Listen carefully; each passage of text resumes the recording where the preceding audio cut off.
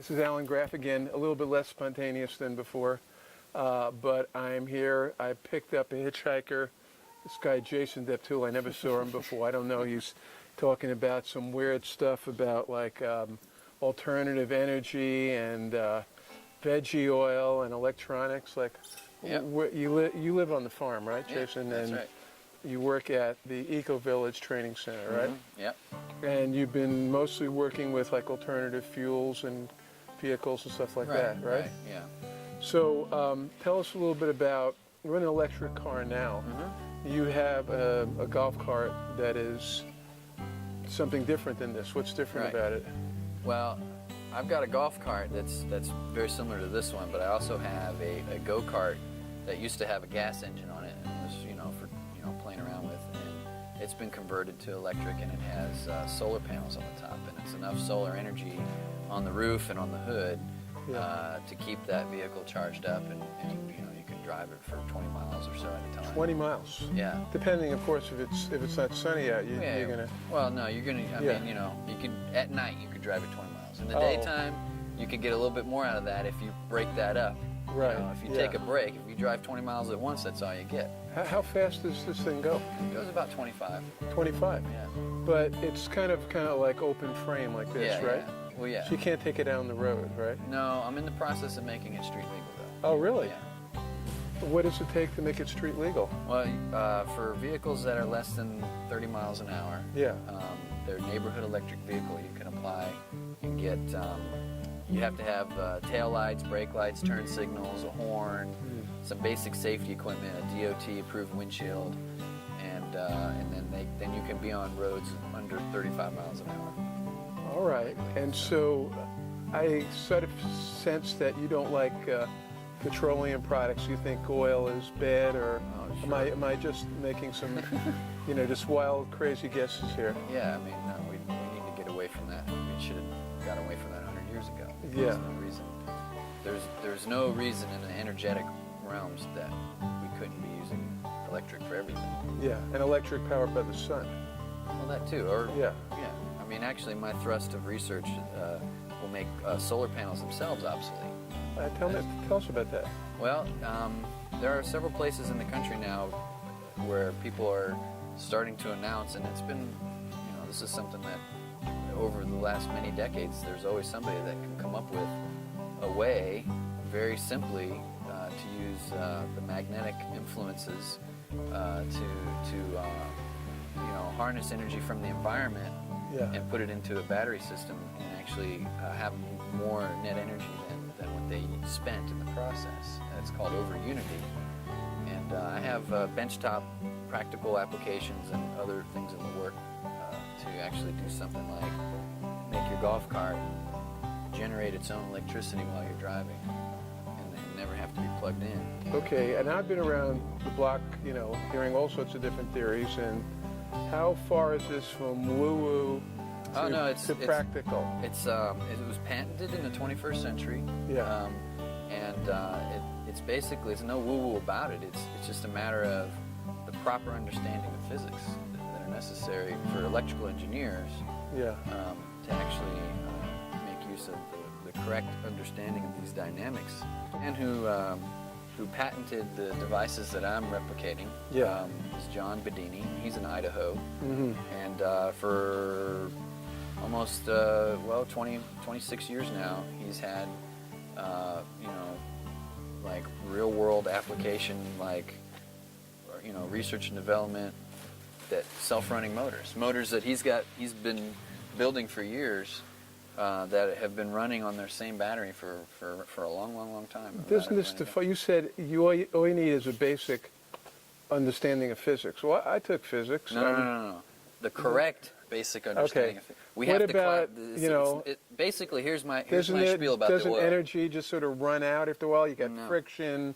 Yeah, well, all of that. If that were true, see, that's the thing. Me. Now listen, at the end of the day, damn it, I'm tired. That's right. But guess what? All of that work you did didn't run on those calories you ate. Okay. There is an electrical impulse in your muscles and in your heart. It's an impulse. It's a sharp electrical spike. That's what your body runs on, electricity. Okay. and so does the whole That universe. and that and Coca-Cola. Well, yeah, that helps. That's an artificial stimulant. Right, But without that, you could fast all day long and still lift heavy weights. Okay, Right. so that says there's something else in there. You could. Wait till you hit 60, buddy. Here's my whole point. Yeah, all right. There is no energy crisis. There is only a matter of scientific dogma. Okay, we have been kept in the dark. There is an energy lever upon us that makes us think from basic physics in school. Yeah. Oh, well, you can't do that. You're going to run out of energy. Right. You can't create energy, blah, blah, blah. Well, we're never going to solve our problems with the environment until we throw that out the window and really understand what's really happening in physics. And that is, the universe has been spinning for 13.7 billion years, and it never slowed down to a stop, yet it's not in a frictionless environment.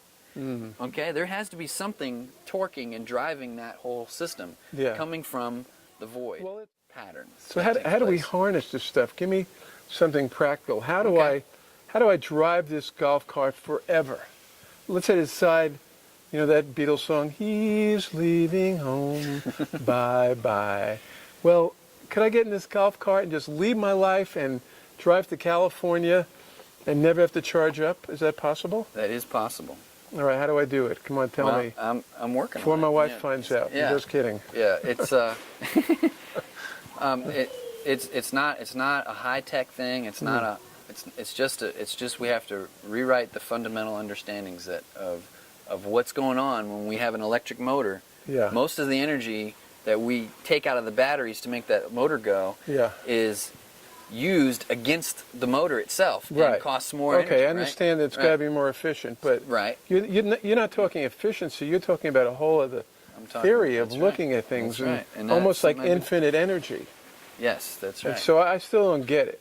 Well, I mean, there's some hurdles to get over in terms of science. Has anybody ever made an engine yet that works like this? Many times. Where is it? Well, most of those people are no longer with us. How they get assassinated? Yeah. Oh my God! Here we go again. Yeah, it's not a joke. It's GM hit squad. Something like that. I mean, it's it's been many decades since this has been discovered. We can go all the way back to the 1920s. Yeah. Giving me the theory, all right? Yeah. And I tell you the truth. It's an important thing. I'd love to believe, but I'm skeptical.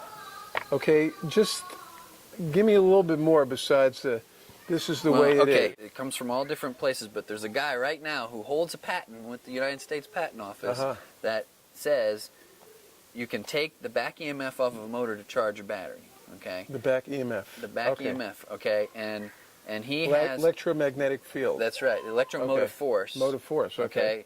The force that is used against the motor is actually harnessed and pulled away, and it's actually a quantum device, and it's working right now. And he's got it on his bench, and there's thousands of people that signed up to his Yahoo group. Okay. What's the Yahoo group? Let's let everybody know. It's Bedini Monopole _3. It's Bedini Monopole 3. This is Yahoo. Bedini, spell it out. It's BEDINI. And monopole is the type of motor. It's just a North Pole. And he has one that's actually working? Oh, he's got bunches of them. And he's written a book called Free Energy Generation, and which goes in. That book is his patent application because the patent office had to basically accept this. Yeah. And say, okay, you're not just coming from left field here. You have the science to back it up in the patent application. So are you trying to build one? I've built, like I said, several benchtop models, and the first practical application right now is been running 24/7 since May, pulling the fumes out of the outhouse. You have an engine that's been running since May on one battery? There's one battery, and it's never been charged. I got to see this. Yeah, and in fact, it's charging another battery that was too dead. The conventional means of charging kills the battery in the long run. Right? Wow. We all know how batteries die after they've been charged too many times, right? Well, this technology, whether it takes energy out of the vacuum or not, has been proven to recondition those batteries and pull them out and make them usable again. All right. Well, I hope that stimulated your appetite, folks out there.